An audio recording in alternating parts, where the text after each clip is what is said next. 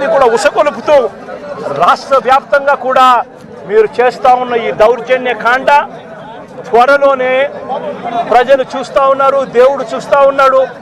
ఖచ్చితంగా మీకు బుద్ధి చెప్పే పరిస్థితి త్వరలోనే వస్తుందని చెప్పి ఈ సందర్భంగా చంద్రబాబు నాయుడు గారికి గట్టిగా మందలిస్తూ చెప్తా ఉన్నా. అదే మాదిరిగా ఇంకొక విషయం కూడా చెప్తా ఉన్నా. అదే విధంగా ఇంకో విషయం కూడా చెప్తా ఉన్నా.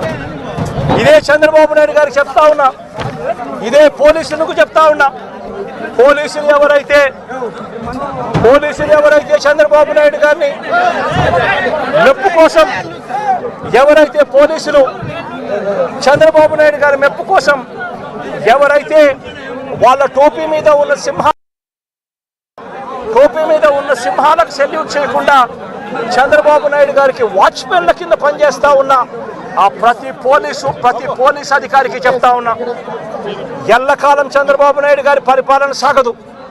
చంద్రబాబు నాయుడు గారి పరిపాలన త్వరలోనే వస్తుంది. ప్రతి పోలీస్ అధికారికి కూడా చెప్తా ఉన్నా, మీ బట్టలు తీస్తామని చెప్పి ప్రతి పోలీస్ అధికారికి యూనిఫామ్ తీస్తాం, మిమ్మల్ని నిలబెడతాం, దోషులుగా మిమ్మల్ని నిలబెట్టి మీ యూనిఫామ్ తీయించి మీకు ఉద్యోగాలు లేకుండా చేస్తామని కూడా ఈ సందర్భంగా ఇప్పటికైనా చెప్తా ఉన్నా. ప్రతి పోలీస్ అధికారిలో కూడా మార్పు తెచ్చుకోండి. ఎల్లకాలం ఇదే పరిపాలన సాగదు.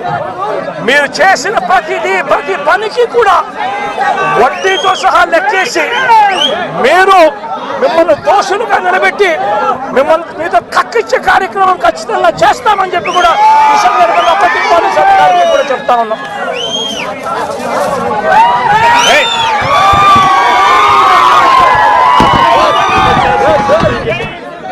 అన్నది నిజంగా ప్రతి ఒక్కరూ కూడా వాళ్ళ గుండెల మీద చేతులు వేసుకుని 9 మంది ఇక్కడ వైఎస్ఆర్సీపీకి సంబంధించిన సభ్యులు ఉంటే చంద్రబాబు నాయుడు గారు ప్రలోభాలు పెట్టే కార్యక్రమం, చంద్రబాబు నాయుడు గారు భయపెట్టే కార్యక్రమాలు జరుగుతూ ఉన్న నేపథ్యంలో వీళ్ళంతా కూడా కోర్టుకు వెళ్ళి కోర్టుల నుంచి వీళ్ళంతా కూడా